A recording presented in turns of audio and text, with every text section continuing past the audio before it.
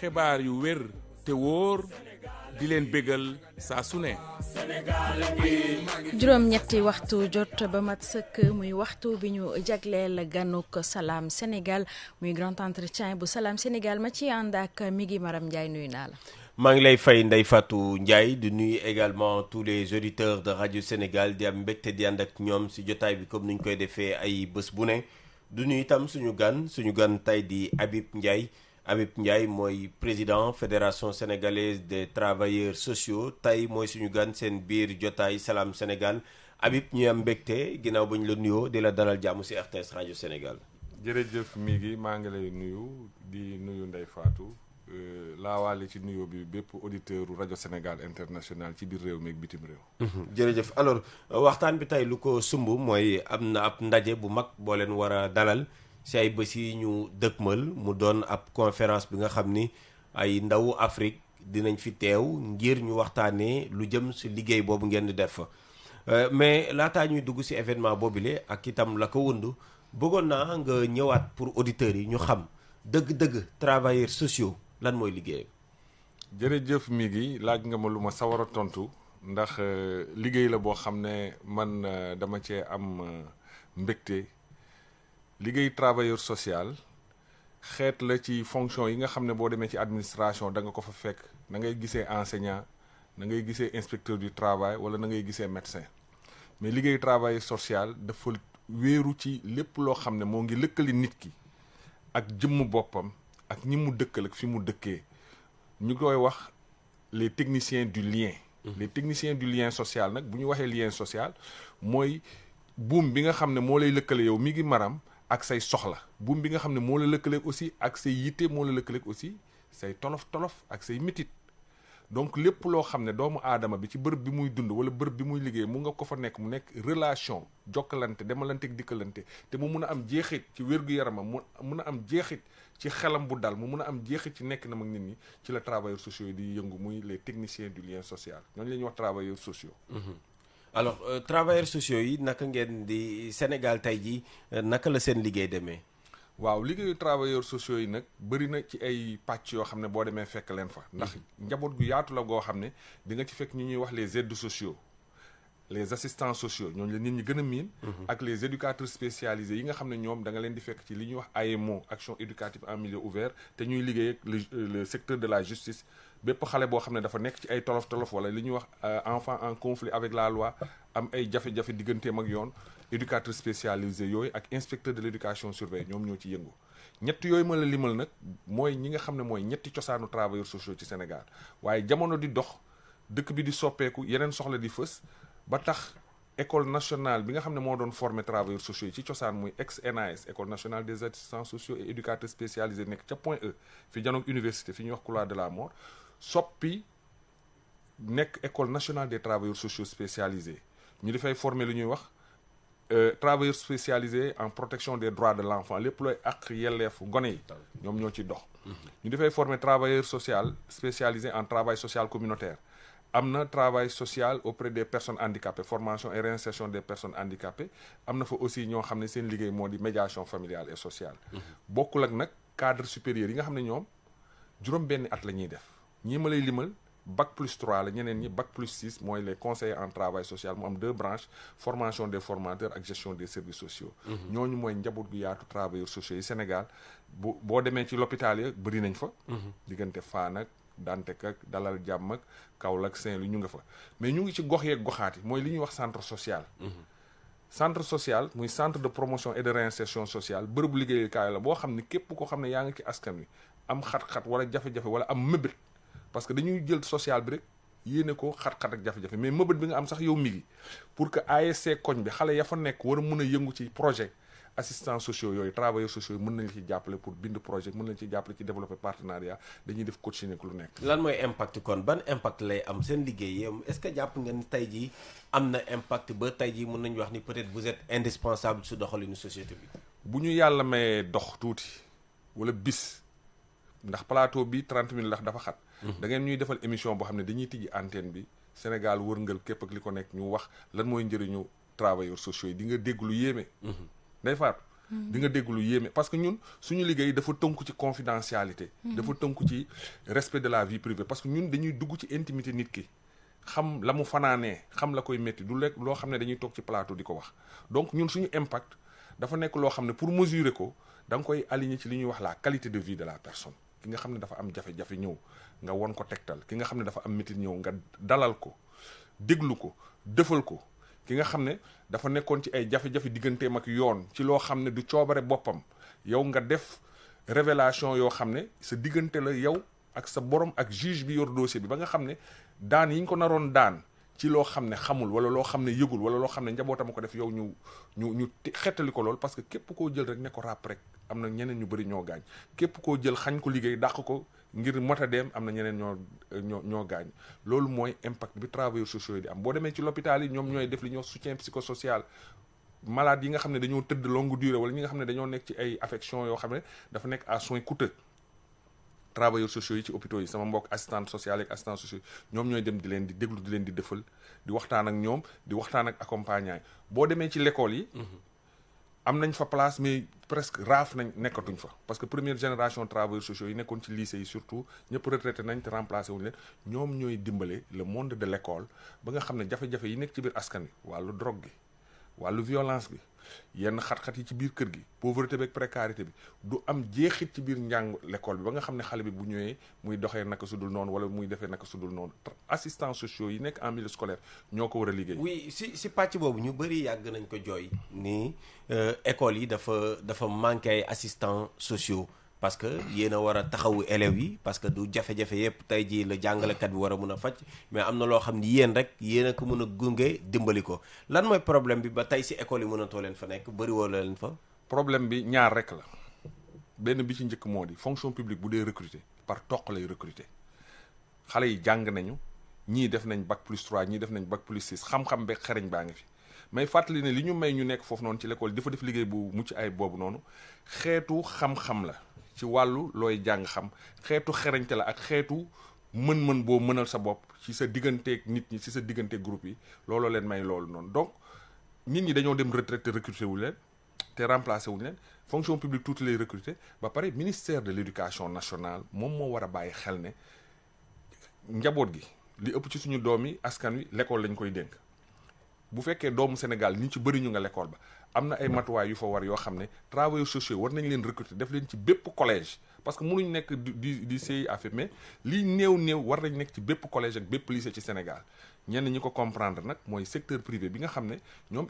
ils sont résolument inscrits dans la quête de l'excellence ñooñu di ut excellence ñoom ñu ngi recruter ay travailleurs sociaux boo demee ci yenn lycée privé yu Dakar yi am nañ un travailleur social boo xam ne wala ñaar yoo xam ne ñoo fa nekk di gérer lépp loo xam ne gàllankoor lu mun a jóge ci biti ñëw yàq njàng mi wala mën a tas biir l'école bi may nuyoo boo ma ko bàyyee suñu doyen yi El Hadj Alioune Dieng ci lycée Abdoulaye Wade bu Dagana boo woon waa Dagana dinañ la wax lan mooy njëriñu assistance sociale ci lycée Jibi Gisee ca inspection médicale des écoles bu Kolda ak Senghor ca Ziguinchor ñun néew lañ mënuma la ci limal fukk fi mu nekk nii. li nga wax dafay firndeel ne kon am ngeen solo lool ci biir dundinu askan wi moo xam ci njàng mi wér-gu-yaram bi ba ci yoon wala leneen ak leneen. mais tey jii li mi ngi wax sànq ne léeg-léeg duñ leen gis sax ci école yi est-ce que tamit du seen lim aussi dafa néew ci wàllum travailleurs sociaux yi buñ xamee ne. seen école bi ngir dugg fa concours la est-ce que léeg-léeg tamit kii bi ñuy génnee nombre d'élèves yi génn est-ce que néewul tamit. nombre bi néew bu tax ñu raar néewaay bi mu ngi ci recrutement bi ndax bu fekkoon ne la amoon avant 1992 boo duggee l'école def concours national automatiquement am nga matricule boo génnee automatiquement am na fu ñu la affecté jamono yooyee planification bi nga xam ne moom lañ doon def planification stratégique de l'emploi dans la fonction publique da doon absorber lépp li écoles yi doon ñëw léegi nag réforme yi nga xam ne gouvernement bi def na ko moo indi léegi ñuy rationner da ngay gis ñu ne dañuy recruter 10 assistants sociaux 20 travailleurs sociaux spécialisés 5 conseillers en travail social yow boo recruter lu ay 25 ci promotion boo xam ne mën nañ 150 wala 200 ban njëriñ lay am beneen élément moo di fii xettali bu ndaw am rek moo di secteur privé bi boo demee ci ONG yi les organisations de la société civile bëri na ci ñoo xam ne bu ñu leen tuddoon tey ne leen ay travailleurs sociaux lañu seen formation de base loolu la da ngay ne déedéet kañ pour wan la xarañ bi nekk ci ñoom. bëri na fi ay organes yoo xam ne ñu ngi liggéey ci wàllu wér-gu-yaram ñi ñu ngi liggéey ci wàllu élection ñu ngi liggéey ci wàllu développement social et économique développement rural. ay travailleurs sociaux ñoo ŋànk liggéey bi di fa def lu am solo ba nga xam ne tey jii nit ñi gis nañ ci njëriñ. donc bu ñu dellu see ci wàllu recrutement boobu noonu c'est la fonction publique qui recrute et qui met à la disposition des ministères bu fonction publique nag di recruter ñun foog naa ne xaw ma ban pourcentage est-ce que am nañ ca 0,5% sax. te loolu tolof la parce que fépp fu xam ne nit a nga fay yeew travailleur social wala na fa nekk looloo waral. fii ci RTS ngeen am fi suñu jigéen Soxna Mbay Adja Soxna Mbay Gueye assistante sociale ak i ñooñam fépp foo xam ne nit a nga fay yeewu bépp bërëbu liggéeykaay boo xam ne lu tolloog 20 fukki nit jëm kaw ñu nga fa travailleur social war na fa teew. mais si wàllu askan wi. sentir nga ni ñoom am nañ culture bi ñëw di leen diis comme ni ngeen koy defee seen liggéey seen i soxla seen i jafe-jafe ba ngeen leen si sentir ngeen leen ñoom ñuy ñëw vers vous. waaw man yàlla may na ma di koy dolli sant liggéey naa ci suuf laa jógee di liggéey. j'étais agent simple direction de l'action sociale ci 1998-99 nekk naa CPRS Ndiolofène Saint-Louis boo demee Ndar ñu bëri xam nañ ma fa boo demee Podor aussi liggéey naa fa ci centre social liggéey naa fii Gédo. centre social bi janook terrain ñaari tali. avant may nekk conseil technique ak nekk ci yeneen yëngatu. donc askan wi ñi yëg ne service social am na danañ ci dem. ñoo ngi def suñ kéem kàttan nag loolu bokk na ci li tax ñu taxawal fédération sénégalaise des travailleurs sociaux ak association yi fa lëkkaloo yëpp pour que nit ñi xam lan mooy njëriñ bi mais xam nga comme dafa am li ñuy wax déformation de la perception nit ñi dañu jàpp ne social pour métit rek la. social pour feebar rek la alors que social c'est d'abord pour la justice et l'équité sociale c'est d'abord pour le développement maanaam yow fii ma la fekk Ndeye Fatou bu ñu lëkkalooyee ba jëflante da nga war a am yokkute ci say mbir. amaan na nekkuloo ci xat-xat nekkuloo ci jafe-jafe mais am na yéene am nga projet boo xam ne man mun naa la ci jàppale nga avancer loolu mooy liggéeyu travailleurs sociaux yi. alors kon Habib Ndiaye mooy suñu gan moom moo jiite fédération bu ëmb liggéeykat yooyu ñuy woowee les travailleurs sociaux fii si biir Sénégal fédération bi ngeen taxawal ko également lan mooy ay ambition yi ngeen si am par rapport ak structure boobu ngeen taxawal. waaw ambition fédération bi ci njëkk moo di lëkkale képp koo xam ne am nga diplôme travailleur social ci Sénégal pour développer li ñuy wax l'identité professionnelle ndax yéen a ngi koy wax bëri na ñoo xam ne xamuñu ñun ñooy ñan boo pour ma xàmme la yow mi gi ndax sànq maa ngi ñëw gis naa la mais xàmmewu ma la pour ma xàmme la dafay fekk ma xam la ci biir reconnaissance dafa am connaissance boo xamul nit ki munoo koo xàmme boo xamul nit ki munoo koo ràññee xanaa kañ ñu jox la ay mandarga ne diw moo mel ni wala diw moo mel na donc liggéey bi ñuy njëkk a def mooy fexe ba nit ñi xam ñun ñooy ñan fan lañ leen mën a féetee mais comme ni ma ko waxee ñaari pàcc la pàccu service public ak pàccu secteur privé. boo demee ci secteur privé bi xam nañ leen bu baax mais souvent foofu travailleurs sociaux yi duñ leen wooyee assistants sociaux ils sont des chargés de projet des coordonnateurs de programme des animateurs de développement ce qui fait que njàng bi ñu jàng dana yëbb ca fa ñuy liggéey mais turu diplôme beeg profession bi du fa feeñ. bu fekkee nag ci secteur public bi la yow li nga jàng am ko diplôme moom lañ lay tapp. bu jamono dee dox bañ mën la dénk ndomb peut-être ci ngay am fonction parce que il y a la qualification et la fonction.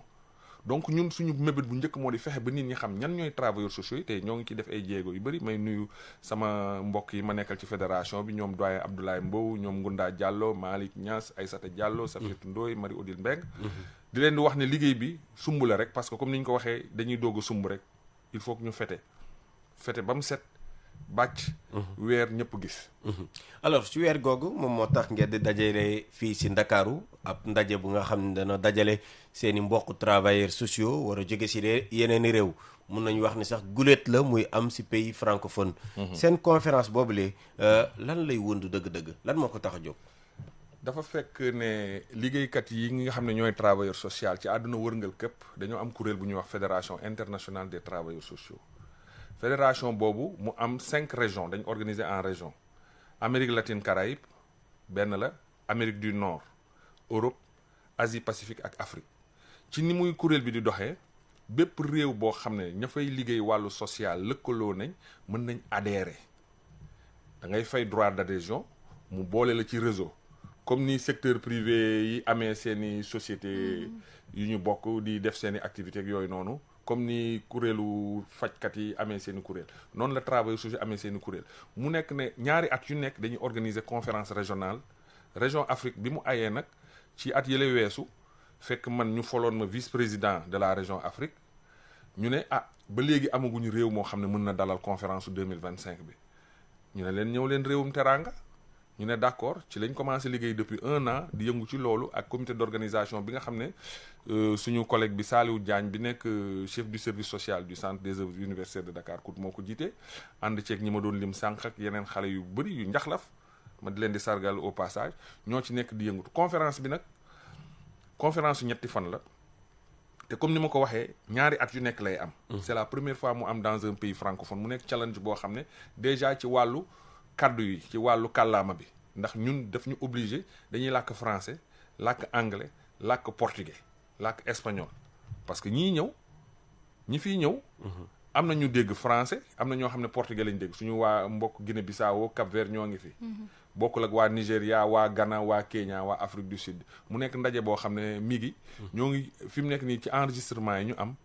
am nañ ci plus de 25 nationalités 25 nationalités yu nar a teew ak ay kàngam yoo xam ne seen xam-xam màcc na ci wàllu travail social ak développement socio-économique dinañ fi teew ñu lëkkaloo ci ak ay partenaires. njeexital bi lan la. njeexital bi moo di benn fësal ci réew mi ne travailleurs sociaux yi ñoo ngi def liggéey bu mucc ayib ñaareel bi moo di waxtaan yooyu ñuy séq dañ ci am ay weccante xalaat ak ay jokkalante yoo xam ne dina yokk suñu gis-gis dina yokk suñu ubbeeku ba nga xam ne lii nekk fenn te nit ñi di ciy jëf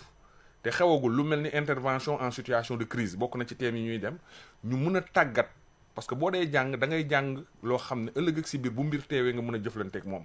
donc dafa am lu ñuy wax vision anticipatoire boo xam ne ci la ñuy yëngatu ñetteel ba moo di fexe ba nga xam ne nañuy yëg ne travailleurs sociaux du niveau francophone ñoo ngi dund te loolu ñoo ngi ciy liggéey may dellu di sargal suma mag Marie-Odile Mbengue mi animé le réseau des femmes travailleuses sociales francophones loolu mooy jeexit bi bu ko defee ñun bu conférence bi jeexee dina am téere boo xam ne dañ koy bind publier ko partager ko pour génération yi bees parce que guleet lu ni mel am Sénégal am na ay yëngu-yëngu yu ndaw yu doon am mais guleet lu ni mel am bu ko defee ñu xam ne travail social du rek comme Ndey Faatu mu xolam tooy rek mu fàttaliku maamam ba ko doon jox mbuuraakeek ay di tax mu ne damay def social dem jënd benn balu fëgg jaay ak ñetti peeru daal ñëw ne moom assistante sociale la loolu lañ bëgg mu dañ te loolu ñoo ngi ciy liggéey bu am solo ak direction générale de l'action sociale ak UNICEF ba nga xam ne dañuy am la loi sur l'ordre national des travailleurs sociaux ak le code de déontologie des travailleurs sociaux ba nga xam ne du day neex Ndey Faatu rek mu def wala comme fi RTS ñu xool bi koo xam ne neexul directeur bi wala amalu leen njëriñ ñu jël ko ne mooy assistante sociale comme li ñuy gis ci yenn bërëbu liggéeykaay dañu bëgg loolu ñuy wax braconnage du social dakk te ñu ngi ci tànk yooyu noonu incha allah. alors si wàllu wàccaayu boobu la xew-xew. fan ngeen si toll est-ce que kilifa yi dugal nañ ci loxo yi parce que da ngeen di dalal ay nationalités yu bëree bëri fan ngeen si toll fu mu nekk nii. waaw ci wàllu wàccaay bi xam nga li ñuy wax l'argent c'est le nerf de la guerre maanaam boo amul xaalis mën na am say soxla yu bëri yoo xam ne dina xaw a tumuranke mais ñun dañu miser ci li nga xam ne moom la ñuy jàng le relationnel ñuy woo képp koo xam ne kilifa nga ci réew mi. te xamante wala lëkkaloog travailleurs sociaux yi il n'est pas encore tard nga def ci bind nañ fu nekk ñenn ñi tontu nañu ñenn ñi tontu wuñu ci côté service yi directeur général de l'action sociale monsieur Boucar Diouf ma di koy gërëm au passage def na jàppale bu am solo bu am maanaam moom rek lañ gisagum ak le directeur de cabinet du ministre de la santé et de l'hygiène publique le docteur Samba Kor Sarr bu ñu demee ci wàllu partenaires yi UNICEF ak UNFPA ñoo ci dugal seen loxo. donc am ngeen accompagnement institutionnel état pour la tenue de cet événement foofu laay waxee gunge bi. mënuma ko wax accompagnement institutionnel état parce que c'est pas aussi formalisé que ça. parce que bu weesoo ñooñu ma lay lim. fi nga xam ne foofu la ñuy defee conférence bi muy école nationale de développement sanitaire et social di école boobu ñu ràññeet la école des sages-femmes et des infirmiers d'État diggante hôpital Fann ak université ENDSS le professeur Mouhamadou Makhtar Mbacké lay ñu di koy remercier moom tamit yombalal nañu mbir ñi moom ak staffam pour ñu defee fa conférence bi ci anam yu mucc ayib ñooñu lañ gis mun moo wax accompagnement institutionnel alors conférence bi am na ay thèmes yu ñu fa war a développer ak i sous-thèmes yan ponk lañ fas yéene junju si jukki si ñetti fan yooyu xam nga dañ ne liggéey bi ñuy liggéey naka la mun a jànkonteel ak li ñuy wax cohésion sociale naka la mun a jànkonteel ak xeetu jafe-jafe yeeg xat-xat yi nga xam ne ci xarnu bi ñu dugg dafa fës bokk na ci tiit gi nit ñi tiit nous sommes dans une société anxieuse bokk na ci fracture yeeg dissension yeeg rupture yi ñuy gis ci biir kër yi ci biir groupe yi ci wàllu politique ci wàllu sport ak fépp noonu donc te ñun suñu liggéey maa ngi koy fàttali sànq c'est le travail sur le lien le travail sur la relation donc ñu ne nañ waxtaan ci suñu biir lépp loo xam ne mën na gàllankoor nekkinu askan wi ci anam yu mucc ayib lépp loo xam ne mën na gàllankoor wàllu jàmm ak wér-gu-yaram ak xel bu dal ñun nañ ci réfléchir ba nga xam ne yii di xew mu di xeetu inondation yi mu di crise liée au changement climatique mu di les conflits armés mu di les conflits communautaires yooyu yëpp ñu xam naka la ñuy def ñun ba bés bu waajal jotee ñu mun a anticiper mooy dimension préventive bi duñu xaar ba daay gi lakk dañuy dem ne la gasal fii béyal fii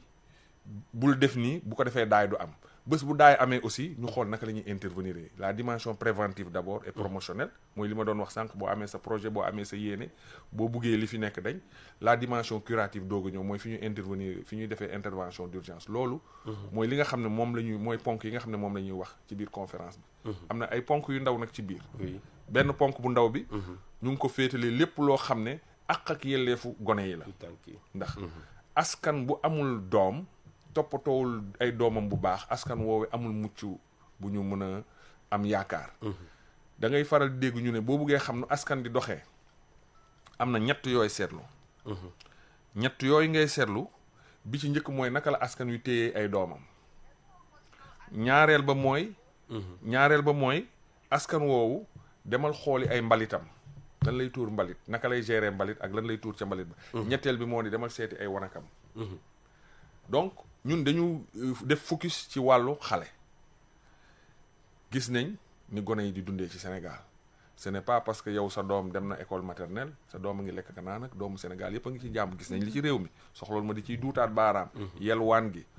tumuranke gi yenn métit yi ñu leen di teg beneen ponk bi ñu ngi ko jagleel jigéen ñi ndax période conférence bi dafay tombeek li ñuy wax les 16 jours d'activisme contre les violences faites aux femmes am na manifestation bu ñu def ci biir conférence bi jagleel ko jigéen ñeeg njege marseeg jànq jeeg mag ñi pour fàttali ne jigéen du tabala jigéen du sabar boo xam ne dañuy tàllal di rëkk bëri na ay xeetu ñaawteef ay xeetu métit yoo xam ne ñoo ngi koy def du lu war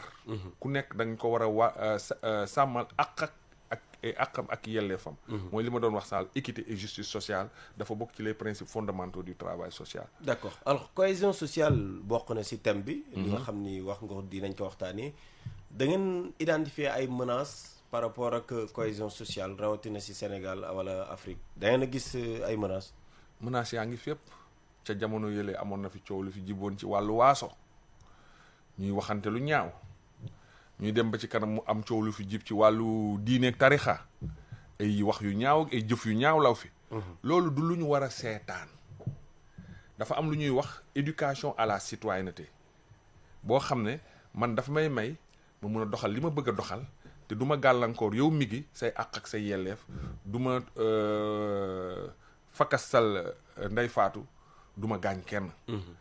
bu ñu seetloo ne li olof di wax lii raam ci ñag bi la jëm dañ ci war a teel a jug donc dafa laaj ñu delluwaat ci askan wi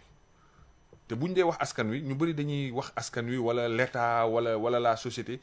alors que c'est impersonnel askan wi du kenn ku dul man ak yow ak njaboot gi ñu uuf ndax affaire bi ça fonctionne en tache d'huile bu fekkee ne say waa kër def nga ci ñoom yëpp ba ca war yar nga leen yar ba ci war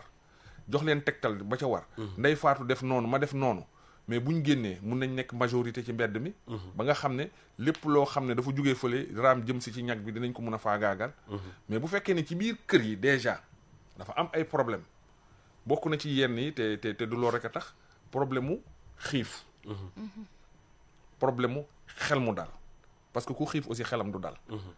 yooyee bu fekkee ne dafa law ci biir askan wi ba tax nit ñi commencé di tàggoog seen sago di def lu nekk ak yooyu noonu dafa laaj ñu defaat taxaw seetlu jug ci waxtaan ci te foofu noonu ngeen mën a xamee xarañte travailleurs sociaux en matière de transformation sociale parce que transformation sociale du loo xam ne da ngay toog rek def fitasu mu am su ma buggee transformer Ndeye Fatou ak i ñoñam dafa am fu ma leen di jaarale dafa am bërëb boo xam ne dinañ fa dem wala bërëb yu ñuy fréquenter bërëb yooyu noonu dafa am ay charte ay loi yoo xam ne ñoo koy doxal ñu war a tënku ci loi yooyu mais dafa am aussi lu ñu leen war a yebee ay jëf yu ñu war a jëf ay dox yu ñu war a dox ba nga xam ne day nekk habitude parce que ce sont les petites habitudes qui font la personne. D'accord alors merci beaucoup Ndeye Fatou soo ñu ko mayee kon mun nañ dugg si pàcc bu mujj bi sa si kàllaamay nasaraan lay doon juróomi simili yoo xam ne dinañ dikkaat si événement bi ngeen di amal. Alors notre invité ce matin c'est Habib Ndiaye. Habib Ndiaye il est le président de la Fédération sénégalaise des travailleurs sociaux. Alors d'abord en parlant des travailleurs sociaux, quels sont les défis à relever présentement dans le cadre de votre mission? Vous savez que le travail social est la seule profession au Sénégal, Migui, et ça va vous faire une surprise. C'est la seule profession où vous étudiez 3 ans ou 6 ans, vous faites votre reclassement professionnel et votre salaire est amputé de 80 000 ou de 100 000 ou 120 000 francs. Pourquoi? Parce que justement, le statut du corps du travail social reste encore à être amélioré. Des fonctionnaires de la hiérarchie A qui ont fait un bac+6, qui avait un salaire de 450 000, 480 000, etc. là, dans un autre corps, qui quitte ce corps pour embrasser cette profession-là et qui se retrouve amputé de 100 000 ou de 150 000 francs, c'est inadmissible. Ça, c'est le premier défi. Le premier défi que nous avons, c'est le défi du statut au niveau de l'administration publique. Le deuxième défi se trouve au niveau de l'accompagnement d'ensemble du corps, parce que nous avons une école historique, qui est l'École nationale des travailleurs sociaux spécialisés, ex-NAS, qui est en train de crouler sous le poids de l'âge. Il n'y a pas d'allocation budgétaire qui permette d'en faire une école comme vous en voyez de belles dans Dakar. Alors que c'est une école nationale historique qui remonte aux années 60-70, qui a formé des personnes qui sont allées à la retraite depuis plus de 20 ans, depuis plus de 30 ans. Le troisième défi, c'est le recrutement dans la fonction publique. Mais tout ça, il y a un fond qui est la législation. Nous voulons avoir une loi qui institutionnalise ce qu'est le travail social à travers un ordre national des travailleurs sociaux et un code de déontologie professionnelle qui nous permettra justement de nettoyer le secteur, de nous positionner, parce qu'il y a des jeunes collègues qui ne veulent pas aller quelque part parce qu'on leur propose 80 000 francs, 100 000 francs pour un gaillard qui vit à Dakar, qui doit payer sa location, doit se transporter. Vous lui proposez 100 000 francs pour faire un travail qui ailleurs est rémunéré à hauteur de 350 000 ou 400 000 au démarrage de sa carrière. Voilà les grands défis auxquels nous sommes confrontés. Des défis qui seront certainement évoqués lors de cette rencontre que vous allez organiser pendant 72 heures à Dakar. Quel est l'objectif de cette conférence, disons, régionale Afrique 2025? C'est une conférence biennale. Elle a lieu tous les 2 ans dans un des pays d'Afrique, dans le cadre de l'organisation de la Fédération internationale des travailleurs sociaux. Cette année, c'est la première fois que ça se tient dans un pays francophone. Et le but, c'est justement de donner davantage de visibilité, de faire entendre la voix des travailleurs sociaux, mais aussi à travers la voix des travailleurs sociaux, celle des sans-voix. Parce que nous travaillons beaucoup avec les sans-voix. Ces enfants talibés, ces enfants maltraités, ces femmes violentées, ces personnes exclues des systèmes, que ce soit le système scolaire, le système de l'emploi, le système rural. Nous travaillons avec ces personnes-là pour porter leur voix plus haut, plus fort, afin qu'une meilleure attention leur soit accordée. Nous avons 3 jours au cours desquels nous accueillons plus de 25 nationalités à Dakar. Et l'une des thématiques que nous allons traiter, c'est le vendredi après-midi, porte sur la législation, la gouvernance des associations de travailleurs sociaux, la législation et l'allocation budgétaire. Parce qu'il faudrait qu'on nous donne assez de moyens pour qu'on puisse faire notre travail au bénéfice des populations. Lorsqu'on parle de transformation sociale, ce n'est pas un slogan, ce n'est pas une potion magique ou bien